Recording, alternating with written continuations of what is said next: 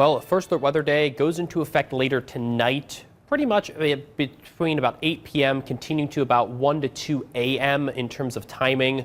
Most of those storms will be out of the way as we get later into the morning hours. Now, of course, increasing confidence is really the reason why we now have issued that first alert weather day compared to yesterday. What really has changed is that models bumping some of those storms further south into 21 country being the main culprit. But for most of us, what hasn't changed is that our best chance for severe weather will be in isolated storms that pop up, which we really can't get a grasp on until we start to see how the storms act across other parts of the Midwest later today as they start to fire off. So really, the forecast is mainly unchanged outside of just that little bit of a slight bump south for some of those storms. It's still a boom or bust scenario where we need that cap to break for those storms to really fire off. Now, the Storm Prediction Center pretty much since yesterday has slowly increased and covered more and more of Allen County and most of 21 country in terms of that level 3 of 5 risk. We're talking about now about 50 to 60% of the area included in that 3 of 5 risk.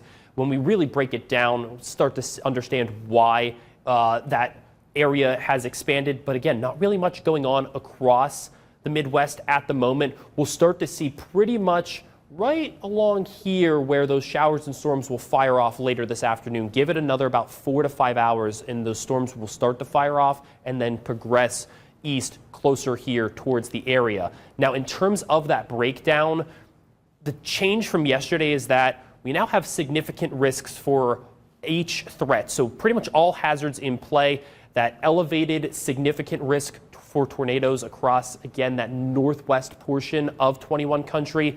That hail pretty much now significant across all of 21 country. In terms of winds, it pretty much crosses that same line of where that level 3 of 5 risk crosses as well. So pretty much all hazards are on the table.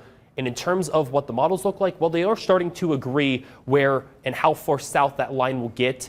Now, in terms of that main line of storms, it looks like in most cases in both models, it'll be just north of Fort Wayne. So pretty much any area to the north of about US 30 will have a chance to run into at least that line of storms. This does not take into account the chance for some of those pop-up isolated storms, which will most likely yield some of those stronger and better chances for significant severe weather, those larger hailstones and the threat for tornadoes. Again, by about 4 or 5 o'clock, that line of storm starts to pick up between Wisconsin and Illinois, will progress into Indiana and Michigan.